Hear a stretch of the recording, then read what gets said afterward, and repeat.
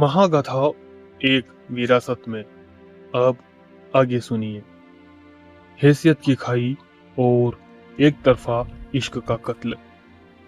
राठौर खानदान का वह विशालकाय और खौफनाक बटलर, जिसे लोग खौफ के मारे द कोल्ड गॉड कहते थे, वह अपना भारी हाथ अभय के कंधे पर थपथपाकर वहां से जा चुका था। उसकी वह चमचमाती हुई लाल स्पोर्ट कार स्कूल के उस विशाल गेट से बाहर निकलकर शहर की भीड़ में कहीं गायब हो चुकी थी। मगर बटलर के जाने के बाद भी स्कूल के उस खचाखच भरे ग्राउंड में एक ऐसी अजीब और दमघोंटू खामोशी छाई हुई थी, मानो वहां कोई मौजूद ही ना हो। हजारों बच्चों की वह भीड़ एकदम बुत बन चुकी थी। किसी के सांस लेने की आवाज तक नहीं आ रही थी। बटलर अल्बर्ट के उस एक खौफनाक सवाल, तुम्हारा सरनेम क्या है, इस सवाल ने वहां मौजूद हर एक इंसान के दिमाग को इस कदर झकझोर कर रख दिया था कि किसी को कुछ समझ नहीं आ रहा था कि आखिर अभी अभी उनके सामने हुआ क्या है। हर कोई इसी उलझन में था कि बीरबल की नगरी से आने वाला यह 2 कौड़ी का फटे जूतों वाला गरीब लड़का अभय आखिर राठौर खानदान के उस गोल्ड गोड की नजरों में इतना खास कैसे हो गया। तभी उस भारी और जमे हुए सन्नाटे को चीरती हुई एक आवाज गूंजी। भीड़ में खड़ी एक अमीर घर की लड़की को अचानक जैसे कुछ बहुत बड़ा याद आ गया। उसकी आंखें फटी की फटी रह गई। उसने अपने मुंह पर हाथ रखा और लगभग चिल्लाते हुए बोली, ओ माय गॉड, अभय का सरनेम चौहान है। लड़की की इस एक चीख ने जिसे पूरे ग्राउंड के थमे हुए वक्त को फिर से चालू कर दिया। पूरी की पूरी भीड़ कुछ पलों के लिए मुड़कर उस लड़की को घूरती रही। सबके चेहरों पर एक ही सवालिया निशान था, मगर अगले ही पल जैसे किसी ने उनके दिमाग की बत्ती जला दी हो। पूरी भीड़ में एक भयानक फुसफुसाहट और हलचल शुरू हो गई।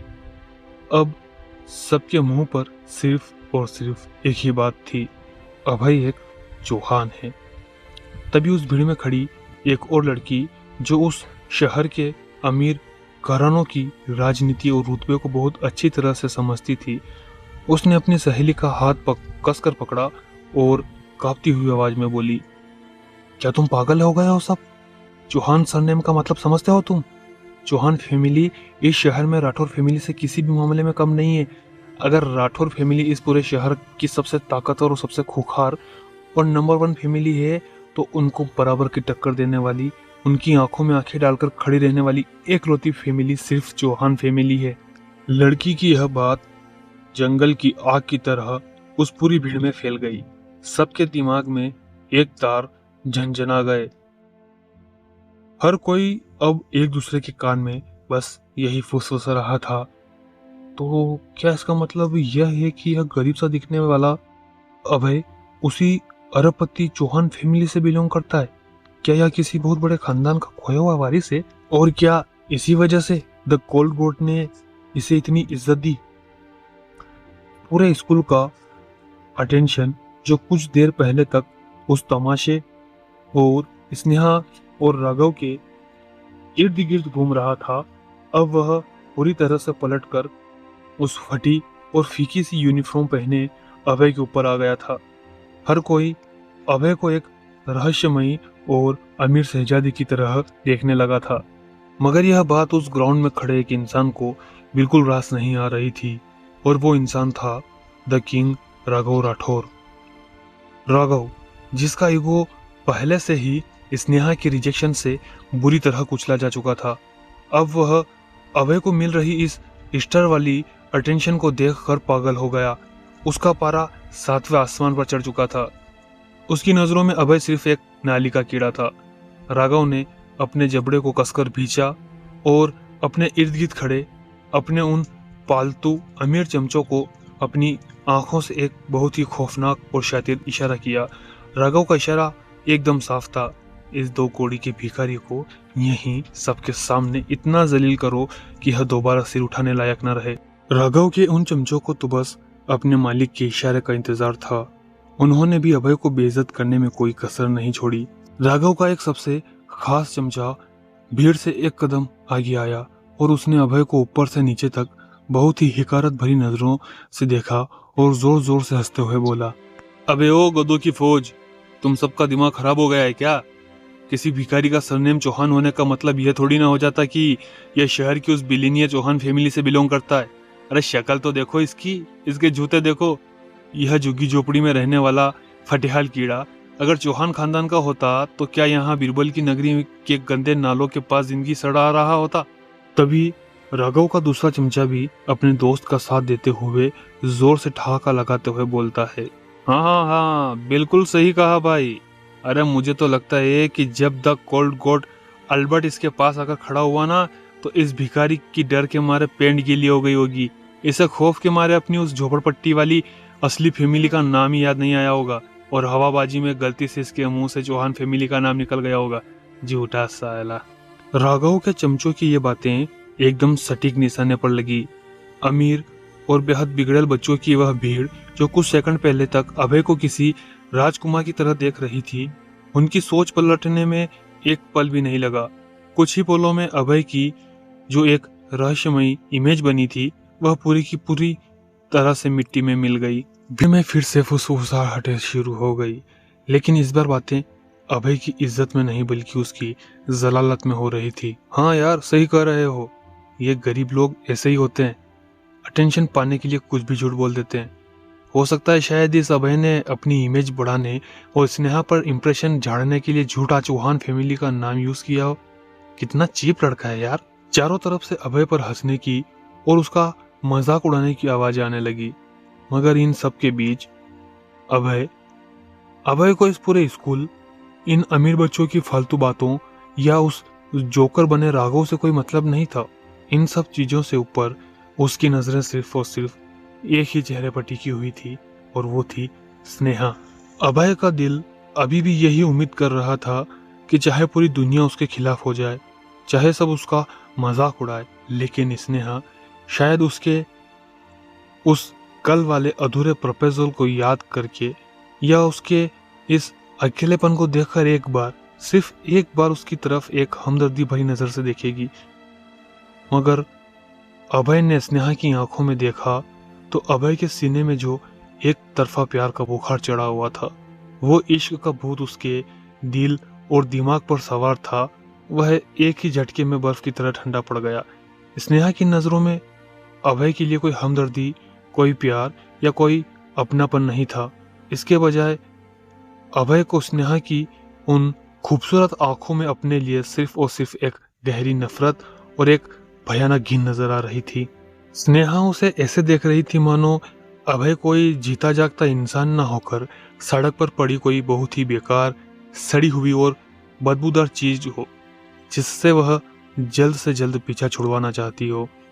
स्नेहा की उन आंखों में आज अभय को अमीरी और गरीबी का वो नंगा सच, वो खौफनाक फर्क दिखाई दे रहा था जो इस जालिम दुनिया ने बना रखा है। अभय उस भारी भीड़ के सामने बिल्कुल अकेला खड़ा था। हर कोई उस पर उंगलियां उठा रहा था, हर कोई उस पर हंस रहा था। अभय बचपन से यह बहुत अच्छे से जानता था कि अमीरी और गरीबी का फर्क क्या होता है, मगर आज उसे यह फर्क बहुत ही बड़ा और जानलेवा लग रहा था। आज उसे महसूस हो रहा था कि अमीरी और गरीबी के बीच में कोई छोटी मोटी लकीर नहीं है, बल्कि एक ऐसी अंतहीन और खौफनाक खाई है जिसे वह चाहकर भी अपनी पूरी जिंदगी में कभी क्रॉस नहीं कर पाएगा। उधर राघव अभी भी वहीं मौजूद था। जब उसने देखा कि पूरी भीड़ अब अभय के खिलाफ हो चुकी है और अभय पूरी तरह से अकेला पड़ गया है, तो उसके चेहरे पर एक बेहद शैतानी और कमीनी मुस्कान तैर गई। राघव अपने महंगे जूतों को ग्राउंड की घास पर रगड़ता हुआ एक अजीब से गुरूर के साथ अभय के पास आया। उसने अभय को ताना मारते हुए एक बेहद चुभती हुई आवाज में कहा, अबे भिखारी, तुझे पता है ताश के पत्तों में एक बादशाह होता है और एक जोकर, लेकिन एक बात हमेशा याद रखना, रानी हमेशा बादशाह की होती है, तू जैसे दो कौड़ी के जोकर की नहीं। इतना कहते हुए राघव ने हंसते हुए अपना हाथ अभय के कंधे पर रख दिया। अगर वहां खड़े दोनों लड़कों के शारीरिक ढांचे को देखा जाए तो यह नजारा अपने आप में एक बहुत बड़ा मजाक था। राघव की हाइट लगभग 6 फुट की थी, लेकिन उसके ठीक सामने खड़े अभय की कदकाठी किसी ग्रीक गॉड की तरह पूरी 6 फुट 2 इंच लंबी थी। अभय के चौड़े कंधे और उसकी वो परफेक्ट वुल्फ कट बालों वाली रहस्यमयी पर्सनालिटी के आगे राघव की वो द किंग वाली इमेज एकदम फीकी पड़ रही थी। राघव ने अपने बाल लंबे कर रखे थे जो उसके कंधों तक आते थे। उसके बालों का रंग हल्का ब्राउन था और उसकी आंखें किसी भी नॉर्मल इंसान की तरह ही साधारण थी। उसका चेहरा भी ठीक ठाक ही था, उसमें कोई ऐसा जादुई आकर्षण नहीं था। मगर राघव का एटीट्यूड ऐसा था मानो वह हॉलीवुड का बहुत बड़ा स्टार हो। वह सच में खुद को टॉम क्रूज से कम नहीं मानता था और उसकी इस गलत फहमी और इस गुरूर की सिर्फ एक ही वजह थी, उसके पास मौजूद अथाह पैसा।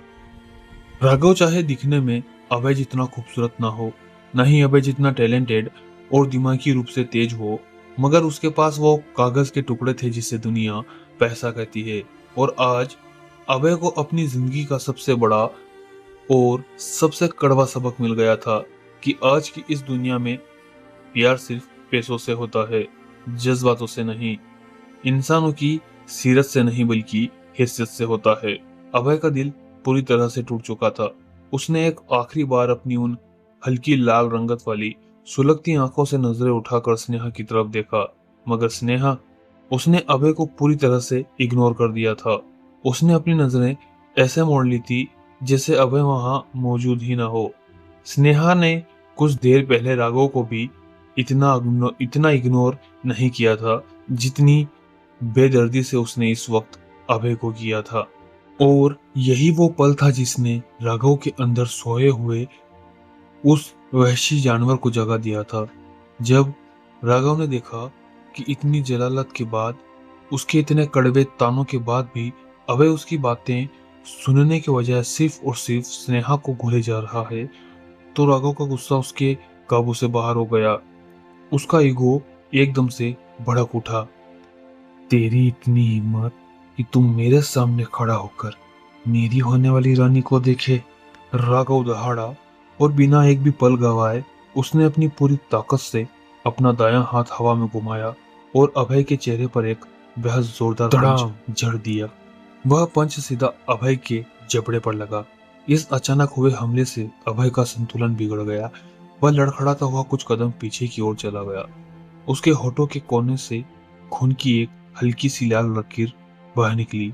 खून का स्वाद अभय के मुंह में घुल गया, मगर राघव का हैवानियत भरा गुस्सा इतने पर ही शांत नहीं हुआ था। राघव आखिर एक अमीर घर की बिगड़ी औलाद था जिसे लड़ने झगड़ने और जिम जाने का बहुत शौक था। उसने अपनी बॉडी और फिटनेस काफी अच्छी खासी बना रखी थी। राघव गुस्से में झुंझलाते हुए अभय पर चिल्लाया और अगले ही सेकंड उसने अपने शरीर को हवा में उछाला। उसने पूरी ताकत के साथ हवा में 360 डिग्री के एंगल पर घूमते हुए एक बहुत ही घातक और जोरदार साइड किक अभय के सीने पे दे मारी। बूम! यह किक इतनी तेज और इतनी पावरफुल थी कि अभय, जो अभी पिछले पंच से संभल भी नहीं पाया था, वह राघव की उस किक को बिल्कुल भी संभाल नहीं सका। किक के सीने पर लगते ही अभय के पैर जमीन से उखड़ गए। वह हवा में कुछ इंच दूर तक उड़ता हुआ गया और पीठ के बल बड़ी जोर से जमीन पर जा गिरा। ग्राउंड की धूल उड़कर हवा में फैल गई। अभय दर्द से कर्रा उठा। उसका सीना दर्द से फट रहा था। जमीन पर गिरे हुए अभय ने अपनी लाल आंखों से एक आखिरी बार एक बेहद धुंधली और उम्मीद भरी निगाहों से स्नेहा की ओर देखा। अभय के उस मासूम और टूटे हुए दिल में अभी भी कहीं न कहीं एक आखिरी आस बची हुई थी। उसे लगा कि शायद स्नेहा, जिसे खुद राघव और उसकी हरकतों से इतनी नफरत थी, वह कम से कम इस वक्त अभय की साइड लेगी, कम से कम राघव को रोकने के लिए बीच बचाव करेगी। मगर ऐसा कुछ हुआ नहीं। स्नेहा ने जमीन पर पड़े खून से लथपथ और बेबस अभय की उस दयनीय हालत को सिर्फ एक बार देखा। उसके चेहरे पर कोई भाव नहीं था, कोई शिकन नहीं थी। उसने बिना एक भी शब्द बोले, बिना किसी को रोके, अभय को पूरी तरह से इग्नोर करते हुए वहां से पीठ फेरी और शांति से अपनी क्लास की ओर बढ़ गई। स्नेहा का इस तरह से पीठ फेर कर जाना अभय के लिए राघव की उस घातक कीक से भी 1000 गुना ज्यादा दर्दनाक था। अभय अब पूरी तरह से टूट गया था।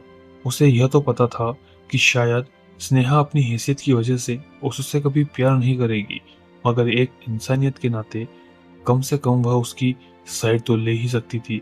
स्नेहा का यह रवैया देखकर अभय का दिल इस वक्त तक पूरी तरह से राख में तब्दील हो चुका था। वहीं दूसरी तरफ स्नेहा को इस तरह से बिना कुछ कहे अभय को इग्नोर करके जाते हुए देखकर राघव को एक अजीब सी हैवानियत भरी खुशी मिली। उसे लगा कि स्नेहा ने भी अभय को उसकी औकात दिखा दी है। राघव एक शैतानी हंसी के साथ आगे बढ़ा। उसने जमीन पर पड़े अभय की कॉलर को अपने दोनों हाथों से कसकर पकड़ा और उसे घसीटते हुए अपने सामने खड़ा किया। राघव ने अपनी आंखें अभय की उन लाल आंखों में गाड़ी और एक बेहद नीच लहजे में फुसफुसाते हुए बोला, देख ली तूने अपनी औकात नाली के कीड़े। तू सिर्फ एक कोयला है और स्नेहा एक बेशकीमती पन्ना। तो आज के बाद अपनी इन गंदी आंखों से उसके ख्वाब देखना छोड़ दे। इतना बोलकर राघव ने अभय के मुंह पर एक और तगड़ा पंच जड़ दिया। अभय का सिर झटके से पीछे गया। राघव फिर से हंसा और बोला, शायद तूने वो पुरानी फिल्मों का गाना तो सुना ही होगा भिखारी। इतना बोलते हुए राघव ने हवा में अपनी चुटकी बजाई और अपने उसी चापलूस चमचे की तरफ देखकर बोला, अबे बताना कौन सा गाना था वो। उसका वो चापलूस चमचा तुरंत भीड़ से आगे आया। उसने एक भद्दी सी हंसी के साथ अभय को चिढ़ाते हुए उस गाने की लिरिक्स गाना शुरू कर दी। भाई वही वाला, वो पन्ना की तमन्ना है कि हीरा मुझे मिल जाए। गाना सुनकर राघव के चेहरे पर एक गंदा सा गुरूर छा गया। उसने अभय की तरफ देखते हुए ठहाका लगाया और बोला, अरे हाँ बिल्कुल वही। तो सुन बे गंदी नाली के कीड़े, तू एक सस्ता सा और काला कोयला है। स्नेहा एक कीमती पन्ना है और उस पन्ने का जो असली हीरो है ना, वो मैं हूँ, राघव राठौर। समझा। और इसके साथ ही बिना अभय को संभलने का एक भी मौका दिए राघव ने अपनी पूरी ताकत, अपने शरीर का पूरा वजन अपने मुक्के में डाला और अभय की नाक पर एक बेहद खौफनाक और जानलेवा पंच जड़ दिया। क्रैक। हड्डी के हल्के से चटकने जैसी आवाज आई। अभय की आंखों के आगे अचानक एक गहरा और खौफनाक अंधेरा छा गया। उसकी नाक से खून की एक मोटी धार फूट पड़ी जो उसके होठों और दाढ़ी से होती हुई उसकी सफेद स्कूल यूनिफॉर्म पर टपकने लगी। अभय का शरीर अब और दर्द बर्दाश्त नहीं कर सका। उसके हाथ ढीले पड़ गए। उसकी लंबी और फौलादी सी लगने वाली देह बेजान हो गई। वह बिना कोई आवाज किए एक कटे हुए पेड़ की तरह पीछे की तरफ गिरा और जमीन पर गिरते ही पूरी तरह से बेहोश हो गया। पूरे स्कूल ग्राउंड में राघव के ठहाकों और उस अमीर भीड़ की तालियों की आवाजें गूंज रही थी और उनके ठीक बीचों बीच धूल और खून से सना हुआ अभय बेसुध पड़ा हुआ था। उसकी एक तरफा मोहब्बत का और उसकी उस मासूम सी दुनिया का आज बहुत ही बेरहमी से कत्ल कर दिया गया था। अब आगे अभय के साथ क्या होगा जानना दिलचस्प होगा।